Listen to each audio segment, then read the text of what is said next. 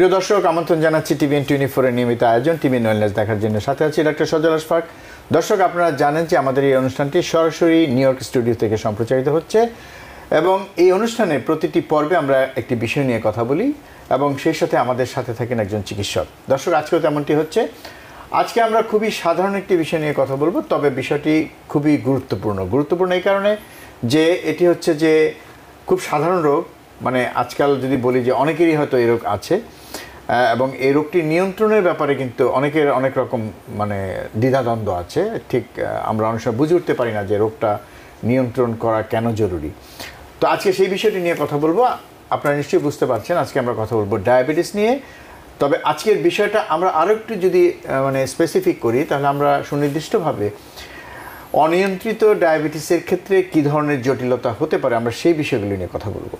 আমাদের সাথে আজকে উপস্থিত আছেন নিউ ইয়র্ক থেকে doctor Nawaz Hossain. Doctor Nawaz Hossain medical director, Sterling Diagnostics. Doctor Nawaz Hossain, আপনাকে স্বাগত জানাচ্ছি আমাদের আজকের আয়োজনে। আসসালামু আলাইকুম, থ্যাংক ইউ ফর ইনভাইটিং। ওয়ালাইকুম আসসালাম। দর্শক, আপনারা আমাদেরকে প্রশ্ন করতে পারেন। নিশ্চয়ই আপনার স্ক্রিনে সেই নাম্বারটি দেখতে পাচ্ছেন, যে নাম্বারে আপনারা ফোন করবেন। তারপর আমি নাম্বারটি বলছি 646-307-9828। আপনাদের ফোনের অপেক্ষায় আছি আমরা, কিন্তু ততক্ষণে আলোচনা করছি আজকের অতিথির সঙ্গে। ডক্টর নিয়াজ, আসলে আমাদের যে বিষয়বস্তু আজকে যে আনকন্ট্রোল ডায়াবেটিসের কমপ্লিকেশন, তার মানে অনিয়ন্ত্রিত ডায়াবেটিস। তো ডায়াবেটিসটা কখন বলবো নিয়ন্ত্রিত, কখন অনিয়ন্ত্রিত? সো ডায়াবেটিস ধরুন আমরা যেটা দিয়ে ইউজুয়ালি বুঝি যে ডায়াবেটিসটা কতটুকু কন্ট্রোলে আছে, ওটা হলো A1C।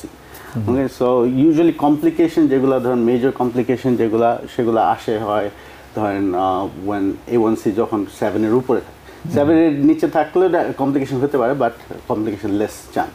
বা 7-এর উপরে যদি অনেক লং পিরিয়ড অফ টাইম থাকে তাহলে কমপ্লিকেশন হওয়ার চান্স থাকে বেশি। আচ্ছা, তার মানে হচ্ছে A1Cটা খুবই গুরুত্বপূর্ণ। দর্শক, আপনাদের বলে রাখি, আপনারা যখন রক্ত পরীক্ষা করেন, আমরা কিন্তু অনেক সময় সেই রক্ত পরীক্ষা করার পরে না আমরা আসলে দেখি না যে রিপোর্টগুলো কোনটাতে কি আছে। আমার যে কিছু জিনিস আসলে প্রত্যেক রোগীরই জানা উচিত। তার মধ্যে A1Cটা খুবই গুরুত্বপূর্ণ। HbA1c বা A1C, এটা ডক্টর মানে নেওয়া যেটা বললেন যে এটা যদি 7-এর উপরে থাকে তাহলে অবশ্যই জটিলতা হতে পারে যদি দীর্ঘদিন থাকে। আর যদি 7-এর নিচে থাকে তাহলে বুঝতে হবে যে আপনি যে প্রক্রিয়া ডায়াবেটিসটা নিয়ন্ত্রণ করছেন সেটি ঠিক আছে, ডায়াবেটিসটা নিয়ন্ত্রণে আছে এবং জটিলতার ঝুঁকি কম। তো এই জটিলতার কথাই যখন আসছে, তো ডায়াবেটিস যদি অনিয়ন্ত্রিত হয়ে যায়, আনকন্ট্রোলড হয়ে যায়, তখন এই জটিলতাগুলো হবে, কমপ্লিকেশনসগুলো হবে। তো সাধারণত কী ধরনের কমপ্লিকেশনস হয়? কমপ্লিকেশনস ধরেন অনেক ধরনের আছে। সো মেজর কমপ্লিকেশনের মধ্যে ধরেন আপনার ডায়াবেটিক নিউরোপ্যাথি যেটা বলে, ওটা ধরেন ডায়াবেটিসের কারণে ধরেন কিডনি ড্যামেজ হওয়া। তারপরে ডায়াবেটিস নিউরোপ্যাথি হলো নার্ভ ড্যামেজ হওয়া। ডায়াবেটিস নেফ্রোপ্যাথি যেটা, সেটা হলো কিডনি ড্যামেজ হওয়া ডায়াবেটিসের কারণে। তারপরে ধরেন রেটিনোপ্যাথি বলে, ধরেন চোখের রেটিনা নষ্ট হয়ে যাওয়া। তারপরে মেজর ব্লাড ভেসেলের যেসব প্রবলেম হয় ওগুলো ধরেন হার্টের প্রবলেম হতে পারে, MI মানে যেগুলো মায়োকার্ডিয়াল ইনফার্কশন, হার্ট অ্যাটাক যেটা বলি আমরা। তারপরে স্ট্রোক হওয়ার চান্স থাকে। তারপরে ভ্যাসকুলার প্রবলেমের মধ্যে ধরেন পেরিফেরাল ভ্যাসকুলার ডিজিজ, যেটা ধরেন আমাদের ব্লাড সার্কুলেশনে প্রবলেম দিতেছে। সো এগুলো হলো মেজর কমপ্লিকেশনের মধ্যে পড়ে আর কি। তার মানে দেখা যাচ্ছে যে মানে খুব মানে গুরুত্বপূর্ণ অঙ্গ যেগুলো আছে আমাদের শরীরে, সবগুলি কিন্তু আসলে ডায়াবেটিস যদি নিয়ন্ত্রণে না থাকে সেগুলো আসলে আক্রান্ত হতে পারে এবং তাতে যে ড্যামেজগুলো হবে সেইগুলো তো বেশ ভয়ানক পর্যায়ে নিয়ে যেতে পারে। অন্ধ হয়ে যেতে পারে এবং দেখা যাবে যে হয়তো হার্ট অ্যাটাক হতে পারে, স্ট্রোক হতে পারে এবং মৃত্যু ঝুঁকি আছে সবগুলিতেই। তো আমি যদি শুরু করি যে কমপ্লিকেশন নিয়ে, তা আমরা প্রায়শই একটা কথা শুনি যে মাইক্রোভাস্কুলার, ম্যাক্রোভাস্কুলার কমপ্লিকেশন। তার মানে আমরা যেটা বুঝি যে এর সাথে রক্তনালীর একটা সম্পর্ক আছে। তো সেটা যদি বুঝিয়ে বলেন, আমরা যেটা সাধারণভাবে মানে সাধারণ মানুষ যেটা বুঝে, ম্যাক্রো মানে বড় জিনিস, মাইক্রো ছোট। তো বড় রক্তনালী বা ছোট রক্তনালী যদি আক্রান্ত হয় সেক্ষেত্রে জটিলতা হতে পারে। আপনি যদি একটু মানে শ্রেণী বিভাগ করে একটু ভাগ করে বলেন যে কোনগুলো মাইক্রোভাস্কুলার কমপ্লিকেশন, কোনগুলো ম্যাক্রোভাস্কুলার বলবো আমরা। সো গোয়িং ব্যাক টু আপনি যেটা বললেন যে মৃত্যুর যে রিস্কটা, আমি জাস্ট একটা স্ট্যাটিস্টিক দিতে যাচ্ছি যে এভরি 5 সেকেন্ডে একজন মানুষ মারা যাচ্ছে ওয়ার্ল্ডে ডায়াবেটিস কমপ্লিকেশনের কারণে। সো ইউজুয়ালি হার্ট অ্যাটাক, খুবই ভয়ানক ব্যাপার। সো দ্যাটস ওয়াই এটা খুব ইম্পর্টেন্ট আমাদের জানা। মানে সেটাই, মানে আমি একটু ইন্টারাপ্ট করি, তার মানে এই যে বিভিন্ন কারণে যে মানুষজন মারা যায়, স্ট্রোকে, হার্ট অ্যাটাকে বা অন্যান্য কারণে, দেখা যায় যে তাদের অনেকেরই ডায়াবেটিস ছিল এবং ডায়াবেটিসটা নিয়ন্ত্রণে ছিল না। তো আমরা মনে করি যে হ্যাঁ হার্ট অ্যাটাকে মারা গেছে, বাট তার আন্ডারলাইং প্রবলেমটা কি, কোন জিনিসটা আপনাকে হার্ট অ্যাটাকে লিড করছে সেটা আমরা ওভারলুক করি, কিন্তু আসলে ডায়াবেটিসের কারণেই হার্ট অ্যাটাকটা হচ্ছে। হার্ট অ্যাটাকের অন্যান্য রিজন আছে, হাই কোলেস্টেরল, ডায়াবেটিস যখন থাকবে তখন রিস্ক আরো অনেক 2 to 3 টাইমস বেড়ে যাচ্ছে, 2 থেকে 3 গুণ বেড়ে যাচ্ছে। সো গোইং ব্যাক টু আপনার কোশ্চেন, যেটা ম্যাক্রোভাস্কুলার আর মাইক্রোভাস্কুলার। সো ম্যাক্রোভাস্কুলার মানে হচ্ছে যে বড় বড় ব্লাড ভেসেল। সো ডায়াবেটিস এমন একটা রোগ যেটা আস্তে আস্তে আমাদের সবগুলা ব্লাড ভেসেলগুলোকে ড্যামেজ করতেছে। ওকে, সো ম্যাক্রোভাস্কুলার হলো যেগুলো ধরেন ব্লাড সার্কুলেশন, ধরেন গোয়িং টু দ্য ব্রেনে যেটা যাচ্ছে, তারপরে ধরেন আমাদের সব বড় বড় অর্গানগুলোতে যাচ্ছে, সেগুলো হলো ম্যাক্রোভাস্কুলার বলা হয়। আর মাইক্রোভাস্কুলার যেগুলো ড্যামেজ হচ্ছে ধরেন একদম ছোট ছোট ছোট ছোট ব্লাড ভেসেল, যেগুলো ধরেন আমাদের চোখের যে ব্লাড ভেসেলগুলো, তারপর কিডনিতে যেসব ব্লাড ভেসেল আছে যেগুলো দিয়ে ধরেন ফিল্ট্রেশন হচ্ছে কিডনি, ওগুলা, তারপর পায়ের ধরেন আমাদের পায়ের হাতের যেসব সেন্সেশনের যেসব ক্যাপিলারি যেসব ছোট ছোট ব্লাড ভেসেল আছে যেখান থেকে আমাদের নিউট্রিয়েন্টস যাচ্ছে নার্ভে, ওইসব ব্লাড ভেসেলগুলো, এগুলো হলো মাইক্রোভাস্কুলার। সো ডায়াবেটিসের কারণে আপনার ধরেন 2 ধরনের ভাস্কুলার প্রবলেম হচ্ছে, এটা মাইক্রোভাস্কুলার প্রবলেম হচ্ছে যেগুলো হলো ছোটো ছোটো ব্লাড ভেসেলগুলো, আর হলো বড় বড় ব্লাড ভেসেলগুলো তো প্রবলেম হচ্ছে। তার মানে বিষয়টা যদি এভাবে ধরি যে মানে ডায়াবেটিসের কারণে মানে মোটামুটিভাবে সব ধরনের রক্তনালী কিন্তু আক্রান্ত হতে পারে, মানে বড়গুলাও হতে পারে, ছোটরাও হতে পারে, কাজেই এবং সমস্যাটা ওখানেই হয়, রক্তনালীগুলি যেহেতু আক্রান্ত হয় এবং তার কারণে জটিলতাগুলো হচ্ছে, যে কমপ্লিকেশনসগুলি হয়। তো আপনি বলছিলেন যে ডায়াবেটিক নিউরোপ্যাথির কথা, আমরা যদি একটা একটা করে আলোচনা করি। সো নিউরোপ্যাথিতে আমরা যেটা বুঝি যে নিউরোপ্যাথি আমরা বুঝতে পারি যে মোটামুটি সাধারণ একটা ধারণা করা যায় যে নার্ভ এফেক্টেড হচ্ছে, তো একটু যদি ধারণা দেন সেই সম্পর্কে। ওকে, সো নিউরোপ্যাথি মানে কি হয় আসলে? জি, সো নিউরোপ্যাথি মানে হলো ধরেন নার্ভটা ড্যামেজ হয়ে যাবে, রাইট? সো নার্ভটার কাজটা কি? নার্ভটার কাজ হলো সেন্সেশন রিসিভ করা, ধরেন আমরা টাচ করতেছি, দেখতেছি, এগুলো হলো সেন্সেশন, তাই না? আর তারপর মোটর ফাংশন আছে নার্ভের, হ্যাঁ, ধরেন আমরা যে হাত মুভ করতেছি, এগুলো হলো নার্ভ। সো নিউরোপ্যাথি যেটা হলো আপনার নার্ভগুলো ড্যামেজ হয়ে যাচ্ছে, ওকে।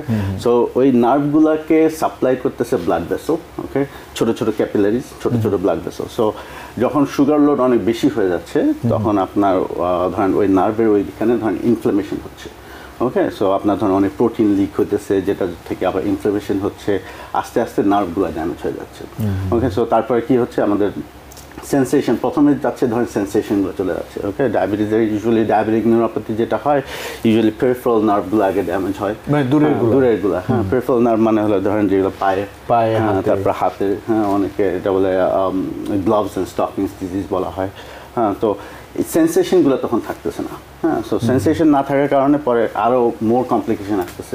ধরেন আপনার পায়ে যদি সেন্সেশন না থাকে, ধরেন আপনি কোথাও যদি পাড়া দেন, হ্যাঁ, যদি ধরেন একটা নেলের উপরে যদি পাড়া পড়ে, আমরা কী করবো, আমরা সাথে সাথে পা উঠে ফেলবো।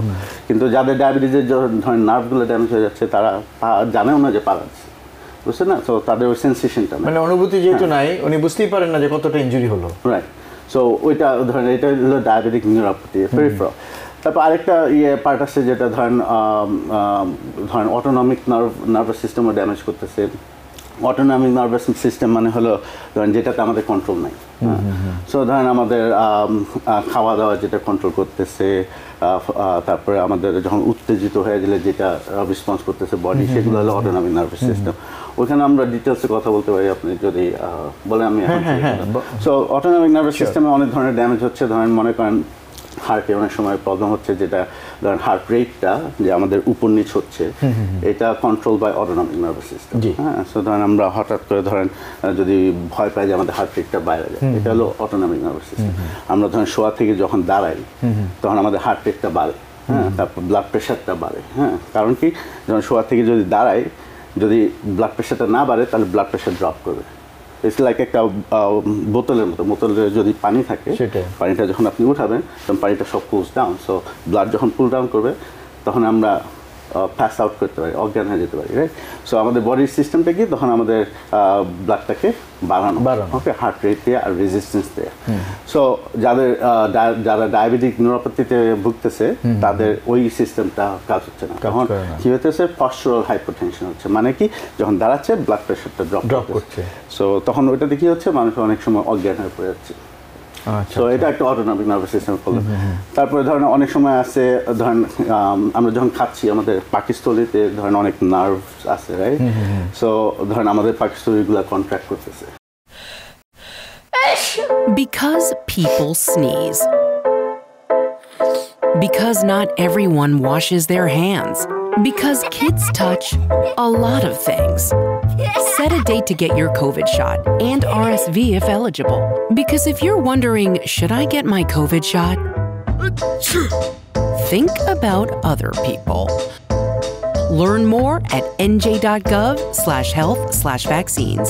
সো যাদের ধরেন ডায়াবেটিস অনেক লং টার্ম আছে তাদের ধরেন পাকস্থলী কন্ট্রাক্ট হচ্ছে না। ওকে, ফলে কি হতেছে ধরেন আপনি যখন খাইছি তখন খাবারটা এখানে রয়ে যাচ্ছে, ওকে, পাকস্থলী এনাফ কন্ট্রাকশন হচ্ছে না। সো এটাকে বলা হয় গ্যাস্ট্রোপ্যারেসিস। হ্যাঁ, সো এটাও একটা কমপ্লিকেশন। তারপরে ধরেন আমাদের ইউরিন সিস্টেম, আমরা যখন বাথরুমে যাচ্ছি, ব্ল্যাডার, সো ব্ল্যাডারের চারিদিকেও ধরেন নার্ভস আছে। হ্যাঁ, সো ধরেন যাদের ডায়াবেটিক নিউরোপ্যাথি আছে তাদের ওই নার্ভের সেন্সেশনগুলো চলে যাচ্ছে। সো ব্ল্যাডার যে ফুল এটা আপনি বুঝতে পারছেন, ওকে। সো আমরা যখন ব্ল্যাডার ফুল হয়ে আমরা বাথরুমে যাচ্ছি, সো যাদের ডায়াবেটিক নিউরোপ্যাথি আছে তারা বুঝতেছে না, তখন তারা ফুল হইতে হইতে পরে দেখা যাচ্ছে লিকেজ হচ্ছে, তখন ইনকন্টিনেন্স হচ্ছে। হ্যাঁ, সো এটা একটা কমপ্লিকেশন। তারপরে ধরেন আবার ইরেকটাইল ডিসফাংশন আছে। হ্যাঁ, ধরেন আপনার উইথাউট নার্ভাস সিস্টেম নার্ভসগুলোর সেন্সেশনগুলো আছে, তারপর ব্লাড সার্কুলেশনের কারণে ইরেকশনের প্রবলেম হচ্ছে।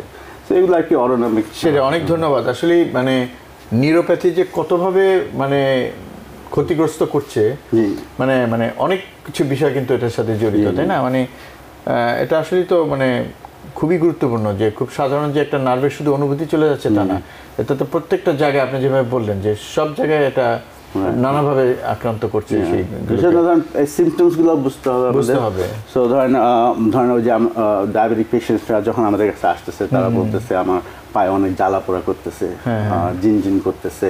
সো এগুলো হলো নার্ভ আস্তে আস্তে। আমি সেই প্রসঙ্গে আসতে চাচ্ছিলাম যে নিউরোপ্যাথির উপসর্গটা কিভাবে শুরু হয়? নিশ্চয়ই হঠাৎ করেই একদম অনুভূতিহীন হয়ে যায় না, মানে শুরুটা কিভাবে হয়? তো ওই যে ধরেন শুরু হবে ধরেন আপনার আস্তে আস্তে হয়তো একটু জিনজিন ফিল করবেন, যেটা আমরা বলি।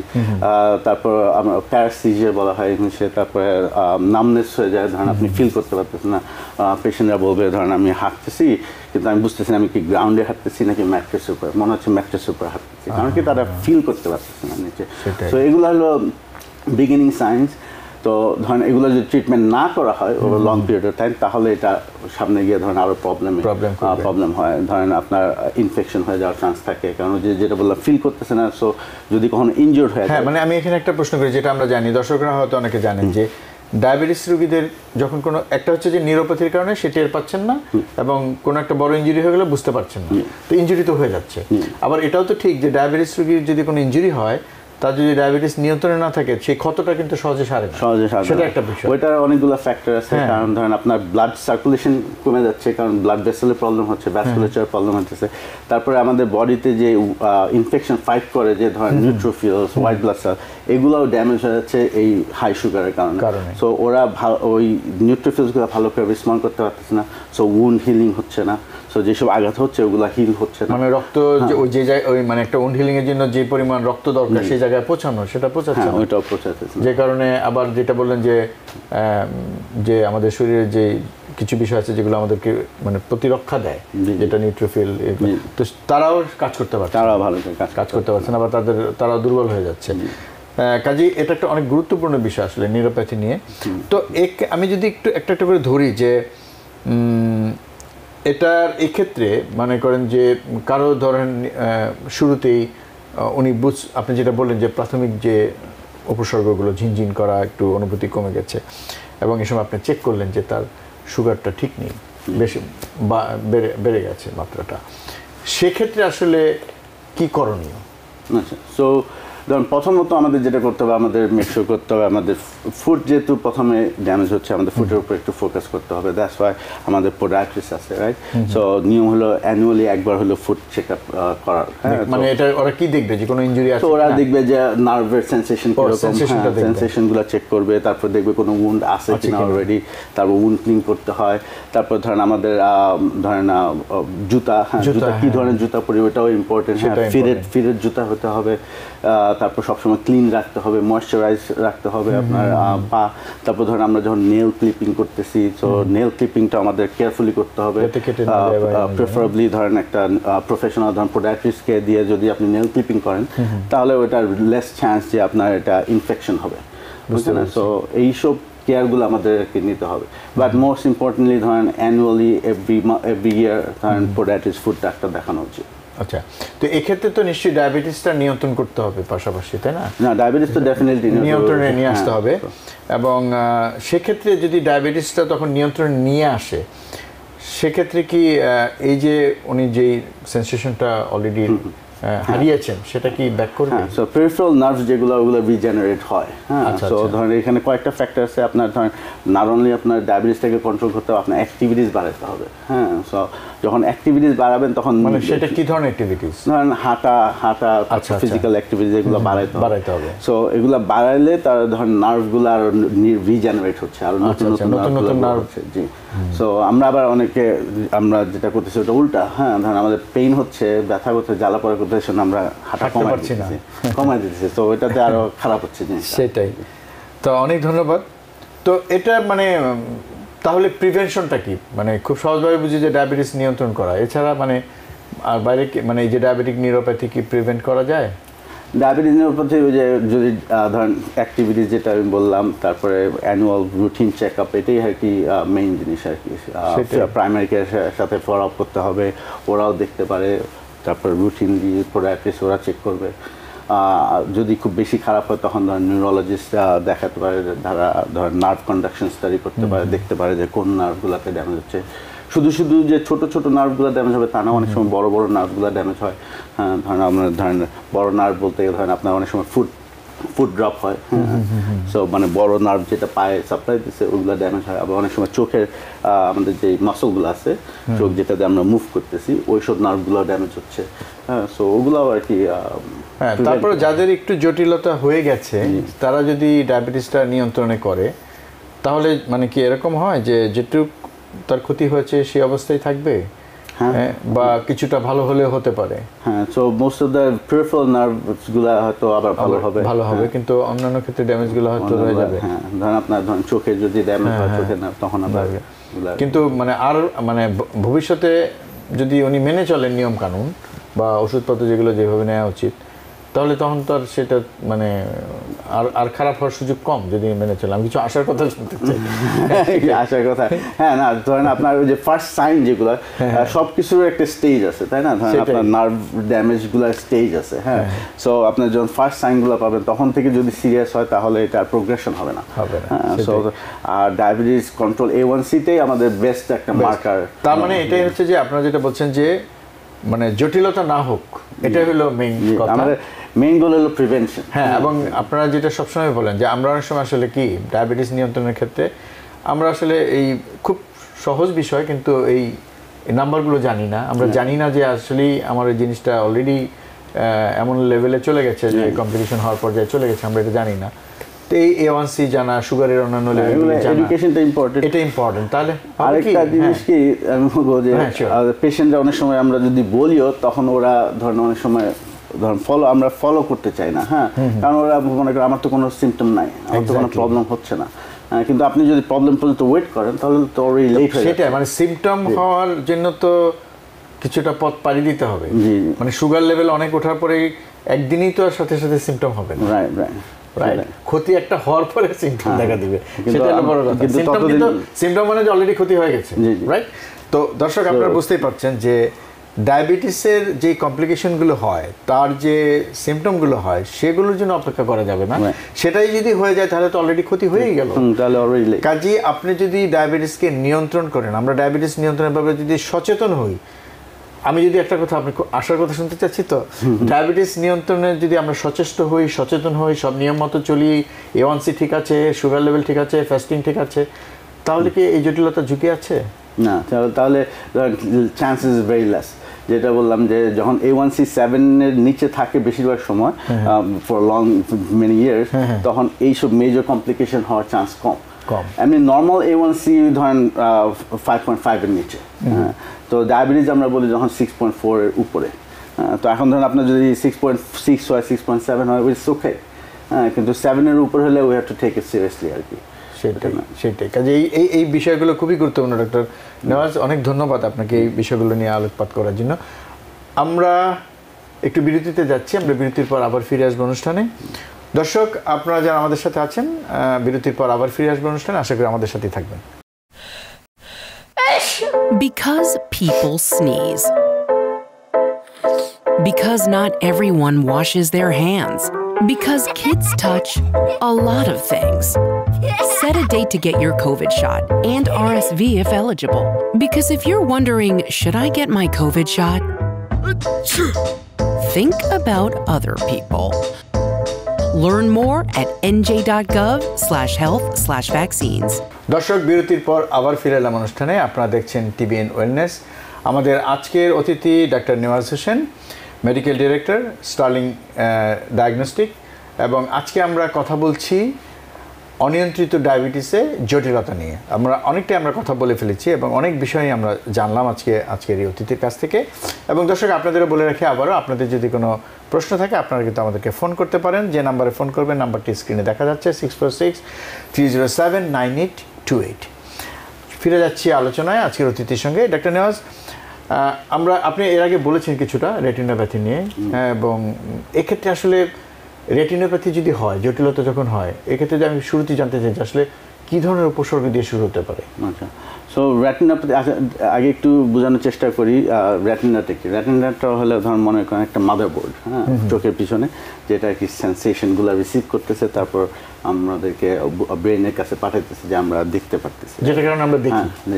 সো এখন ওইখানেও ড্যামেজ যে হচ্ছে ওইরকম ভ্যাসকুলেচার থেকে ড্যামেজ হচ্ছে, হ্যাঁ, ছোট ছোট ব্লাড ভেসেলগুলো ড্যামেজ হচ্ছে, মানে রেটিনার মধ্যে যে রক্তনালীগুলো থাকে ছোট ছোট। সো ওই ছোট ছোট নার্ভ ব্লাড ভেসেলগুলো ড্যামেজ হচ্ছে, ধরুন প্রোটিনগুলো লিক হতেছে, তারপর ওখানে ইনফ্লামেশন হতেছে, তারপরে ধরেন অনেক এডিমা হচ্ছে, মানে ফ্লুইড বিল্ড আপ হয়ে যাচ্ছে, তারপর অনেক সময় মানে যখন লাস্টে দেখা যায় যে রেটিনাল ডিট্যাচমেন্ট হয়ে যাচ্ছে, হ্যাঁ। সো এইটার কয়েকটা স্টেজ আছে, হ্যাঁ। একটা ধরেন আমরা যেটা বলি আর কি নন প্রলিফারেটিভ, আরেকটা হলো প্রলিফারেটিভ।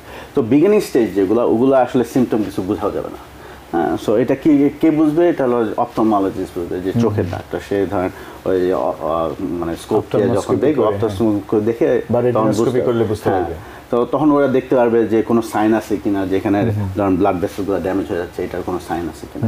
সো এইটাই হলো পারপাস, যে প্রত্যেক বছরে চোখের পরীক্ষা করার কারণটাই হলো এটা, যে রেটিনোপ্যাথির কোনো সাইন আছে কিনা, হ্যাঁ, অথবা বিগিনিং স্টেজের কোনো সাইন আছে কিনা। আচ্ছা আচ্ছা, মানে এটা রোগী আসলে কিছু বুঝতে পারবে না প্রথম স্টেজগুলো।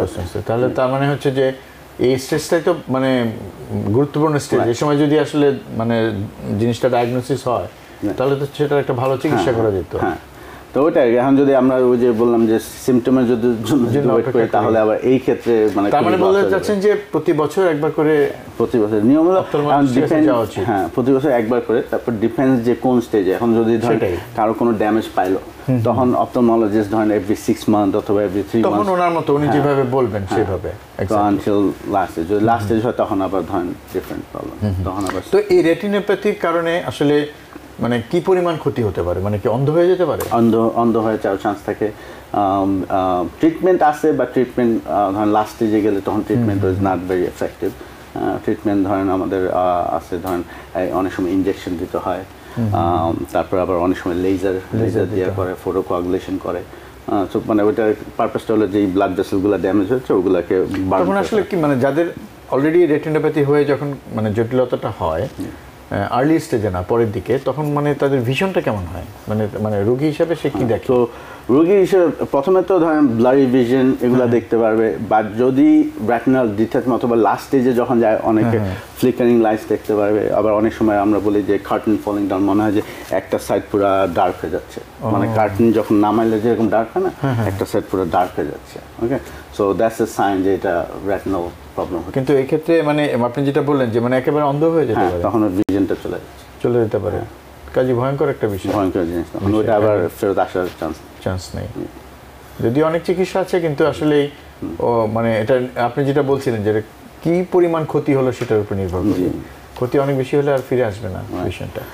তো এটা মানে প্রিভেনশন তো সেই একই কথা হয়। প্রিভেনশন সেম, ডায়াবেটিসটাকে কন্ট্রোল করা, অ্যানুয়াল ভিজিট করা, অ্যানুয়াল ভিজিটে ডাক্তার ধরেন চোখে ডাক্তার কাছে পাঠাবে, এগুলো মেনটেন করা। আচ্ছা আচ্ছা।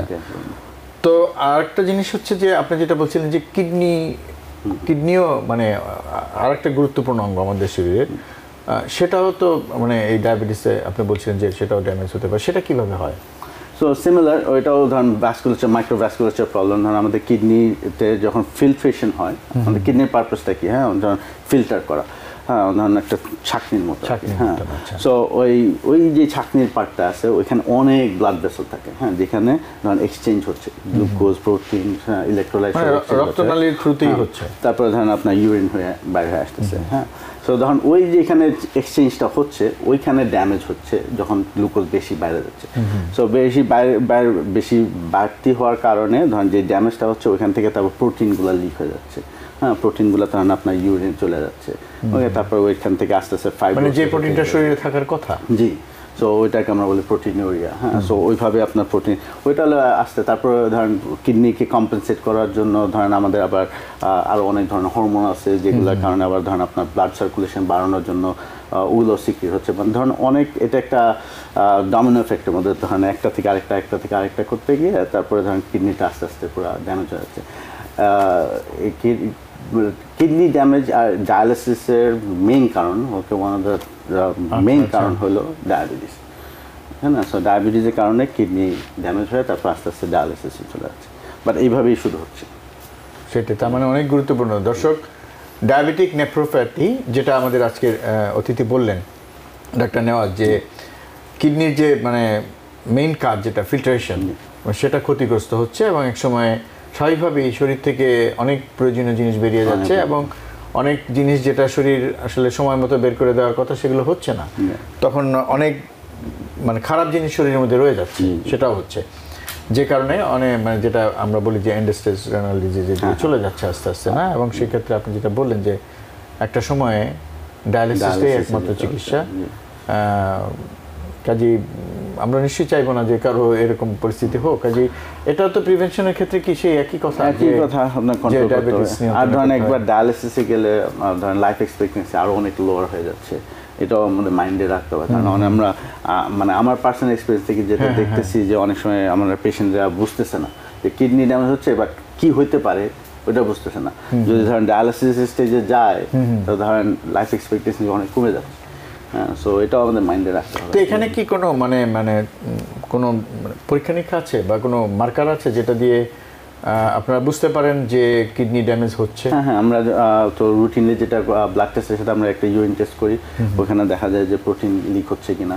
যদি প্রোটিন লিক হয় তাহলে ধরেন আমাদের কিছু মেডিকেশন আছে যেটা প্রোটেক্ট করে কিডনিকে, আমরা লোসার্টিন, লিসিনোপ্রেল এইসব মেডিকেশন দিলে ধরেন অনেক সময় protective for the kidney, but ওইভাবে আমরা মনিটর করি যে আপনার কিডনি কি ড্যামেজ হচ্ছে কিনা। আচ্ছা, আপনি শুরুতে বলছিলেন যে একটা কথা, যে স্ট্রোক, আমরা একটু যদি আলোচনা করি যে ডায়াবেটিস রোগীদের ক্ষেত্রে স্ট্রোকের ঝুঁকি বেশি, হ্যাঁ। তো দর্শক আপনাদের বলে রাখি, স্ট্রোক মানে হচ্ছে যে আমরা বলতে চাচ্ছি যে মানে মস্তিষ্কের রক্তনালী ক্ষতিগ্রস্ত হয়ে যেটা হয় সেটা। তো সেই সম্পর্কে যদি একটু ধারণা দেন যে সেখানে কিভাবে কি একই প্রক্রিয়ায়? এটা একটু ডিফারেন্ট, কারণ ম্যাক্রোভ্যাসকুলার যেগুলো হলো বড় বড় ব্লাড ভেসেল, হ্যাঁ। তো ওইটার ফিজিওলজি একটু ডিফারেন্ট। এখানে ড্যামেজ হচ্ছে ধরেন এটাকে বলে আমরা অ্যাথেরোস্ক্লেরোসিস হচ্ছে, ওকে। সো ব্লাড ভেসেলগুলো ড্যামেজ হচ্ছে, তারপর ওইখান থেকে ধরেন আপনার ফ্যাট ডিপোজিট হচ্ছে, হ্যাঁ, এলডিএল এগুলো ফ্যাট ডিপোজিট হচ্ছে, ওইটার উপরে আবার ধরেন ফাইব্রোসিস হচ্ছে, থ্রম্বাস ফর্ম হচ্ছে, হ্যাঁ। সো এখানে আমাদের atherosclerosis is the main factor, হ্যাঁ। সো মানে এটাকে বলে আমরা অ্যাথেরোমা আর কি, হ্যাঁ। ফ্যাট ডিপোজিট বললে আর কি আমরা সবাই বুঝতে পারি। সো বড় বড় ব্লাড ভেসেলে যখন আপনার ধরেন ফ্যাট ডিপোজিট হয়ে যাচ্ছে তখন ব্লাড ভেসেলের যে ওপেনিংটা ওইটা কমে যাচ্ছে, মানে রক্তনালীটা শুরু হয়ে যাচ্ছে, ভিতরে যখন চর্বির স্তর জমছে, রাইট। সো যেই অর্গানের ব্লাড সাপ্লাইটা দেওয়া উচিত ওইখানে যাচ্ছে না ব্লাড এনাফ, হ্যাঁ। তো ওইটাকে আমরা বলি ইসকিমিয়া, হ্যাঁ। সো স্ট্রোক যেটা হচ্ছে, সো ধরেন আপনার রক্ত চলাচল ব্রেনে কোনো একটা পার্টে বন্ধ হয়ে যাচ্ছে। তো এখানে কয়েকটা কারণ হতে পারে, হ্যাঁ। হতে পারে ওই যেখানে বন্ধ হয়েছে ওইখানে আপনার অ্যাথেরোস্ক্লেরোসিস হয়েছে, আবার এমন হতে পারে অন্য জায়গায় কোথাও অ্যাথেরোস্ক্লেরোসিস হয়েছে, ধরেন গলাতে অথবা হার্টে, হ্যাঁ, যেটা আবার একটুখানি ভেঙে গেছে, ভেঙে যাওয়ার পরে এটা ব্রেনে চলে গেছে, ট্রাভেল করে চলে গেছে, আমরা বলি এমবলিক স্ট্রোক, হ্যাঁ। আবার যখন অ্যাথেরোস্ক্লেরোসিস যখন একটু বেশি এক্সটেন্সিভ হয়ে যাচ্ছে তখন আপনার ব্লাড ভেসেলটাকে ড্যামেজ করে তখন ওখানে আবার রাপচার হয়ে যাচ্ছে, তখন আমরা ওইটাকে বলে হেমোরাজিক স্ট্রোক, মানে ব্লিডিং হচ্ছে ব্রেনে, মানে রক্তনালীটা ফেটে গেল। হ্যাঁ, তো ওইটা ধরুন haemorrhagic stroke. Most of the time আর কি ডায়াবেটিসের কারণে ইস্কিমিক স্ট্রোক হয়, যেটা মানে হলো যে রক্ত যাচ্ছে না, কারণ ব্লক হয়ে যাচ্ছে অ্যাথেরোস্ক্লেরোসিসের কারণে।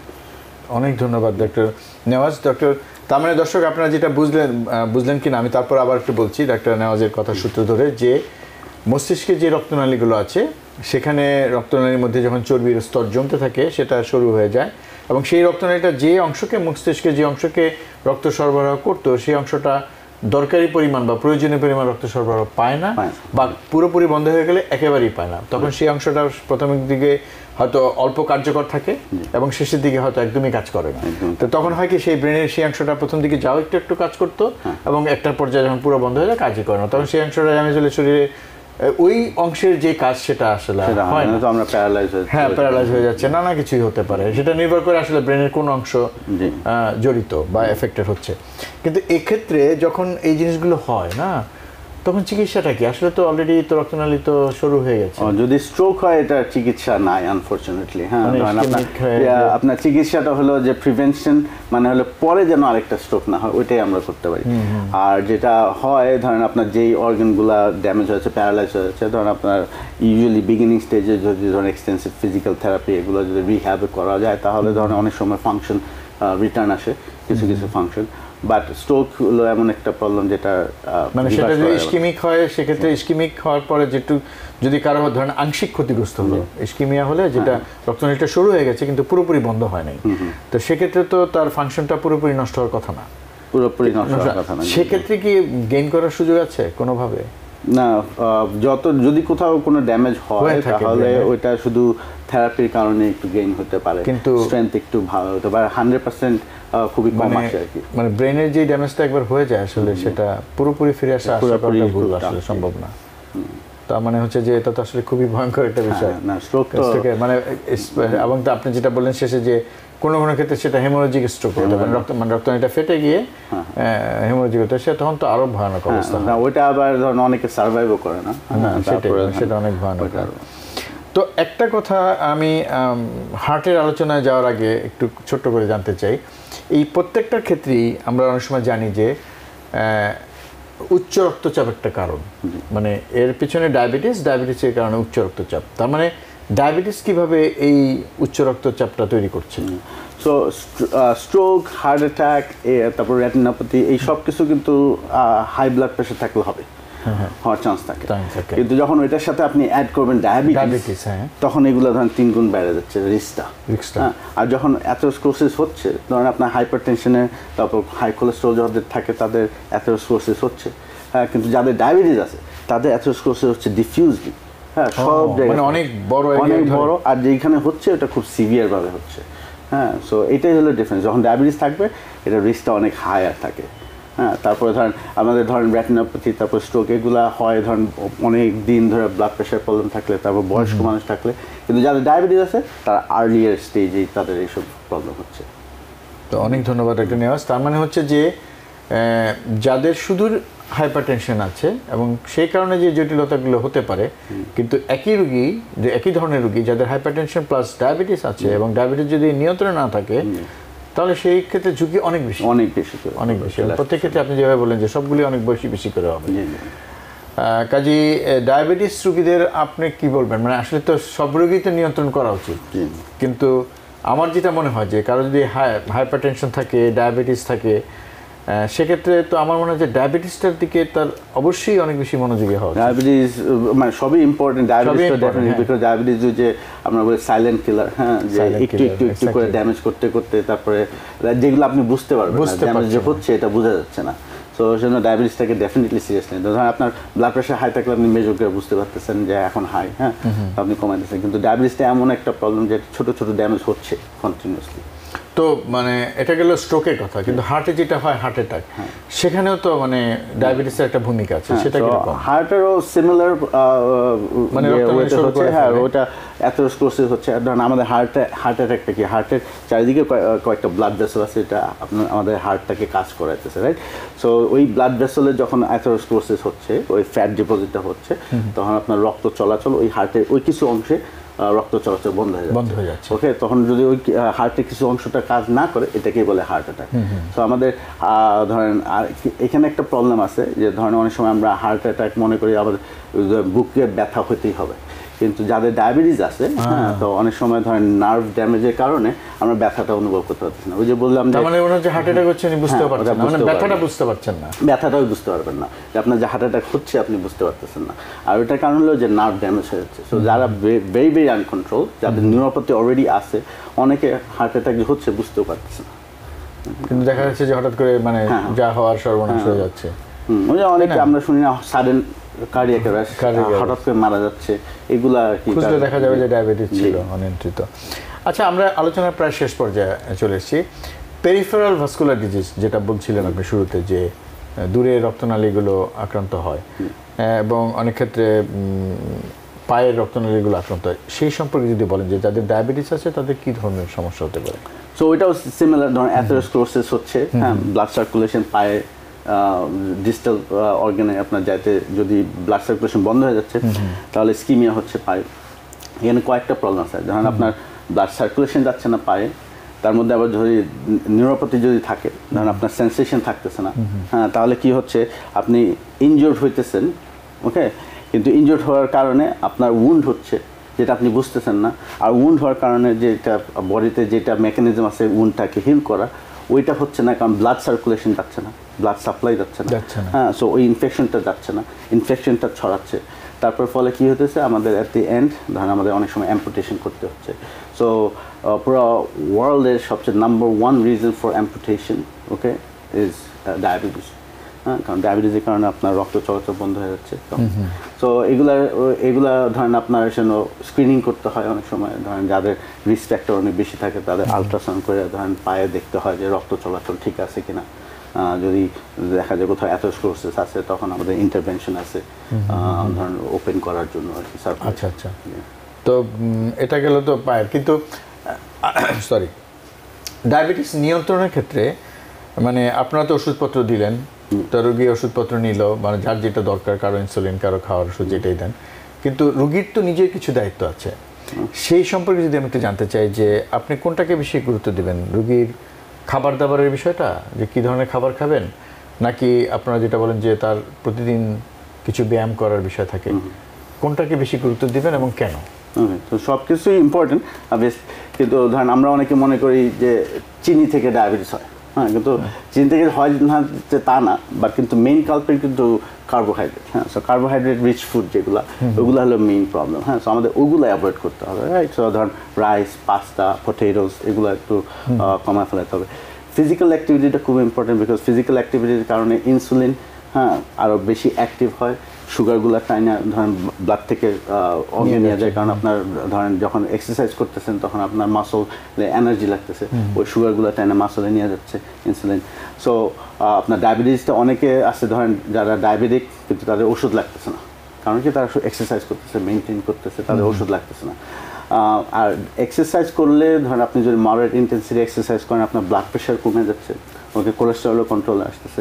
সো এক্সারসাইজ আর ডায়েট দুটাই খুব ইম্পর্টেন্ট। আর এই তিনটা মেজর প্রবলেম আমাদের, যেটা ব্লাড প্রেশার, কোলেস্টেরল আর ডায়াবেটিস, তিনটাই কন্ট্রোলে আসবে। কিন্তু আমরা যেটা দেখি যে আমাদের যেটা মানে আমাদের কমিউনিটিতে দুইটাই সমস্যা, আমরা খাবারটাও নিয়ন্ত্রণ করতে চাই না, আর মানে এক্সারসাইজের ব্যাপারে তো আসলে আমাদের একটা খুব একটা আগ্রহ। এক্সারসাইজ যেটা আমাদের যেখান থেকে বাইরে হয়ে আসতে হবে, কারণ আমাদের এই যে জ্বালা পড়া ব্যথার কারণে আমরা মনে করতেছি এক্সারসাইজ করতে পারতেছি না, কিন্তু কথা হলো এক্সারসাইজ না করার কারণে এগুলো আবার বাড়ছে। মানে আমি একবার শুরু করতে পারলে ভালো। সো আপনার আস্তে আস্তে বিল্ড আপ করতে হবে। তো এক্সারসাইজ খুব সহজভাবে যদি বলেন, মানে আমি জানি যে অনেকেরই হয়তো মানে এক্সারসাইজে অনীহা আছে, তো আপনি কি ধরনের এক্সারসাইজ সাজেস্ট করবেন যেটা খুব সহজেই করা সম্ভব?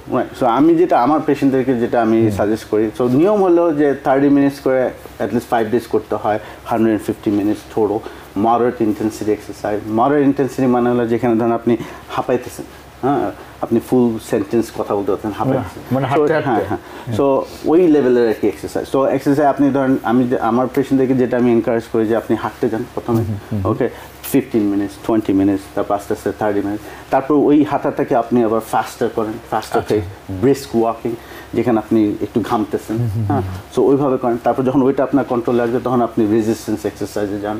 হ্যাঁ সো রেজিস্ট্যান্স মানে শুরুতেই অনেক মানে বড় মানে খুব মানে ব্রিস্ক দরকার নেই না, কারণ তাহলে আবার ডিসকারেজ হয়ে যাবে, তার অ্যাডাপ্টেশনটা হতে হতে উনি এক সময় হয়তো ওই পর্যায়ে পৌঁছে যাবেন, রাইট?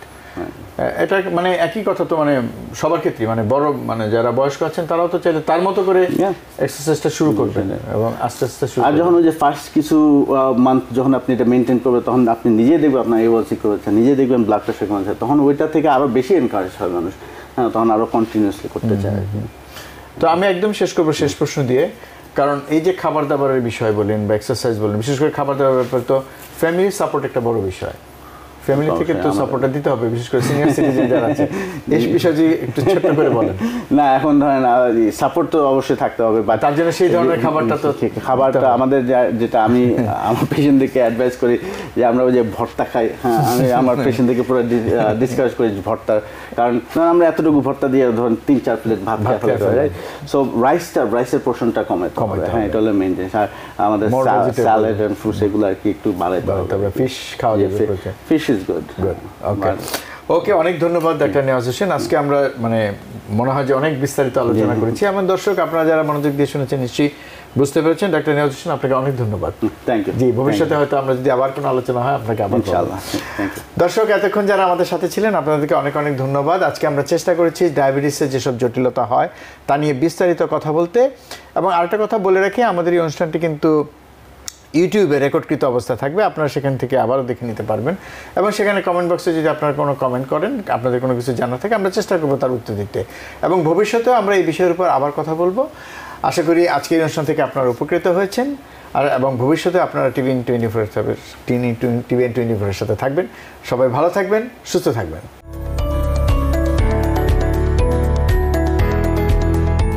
টিভিএন 24 টেলিভিশন দেখতে আজই কল করুন 7187776556। লগ ইন করুন www.totalcablebd.com। নিউ ইয়র্ক থেকে সম্প্রচারিত টিভিএন 24 টেলিভিশন বিশ্বজুড়ে বাঙালির কণ্ঠস্বর।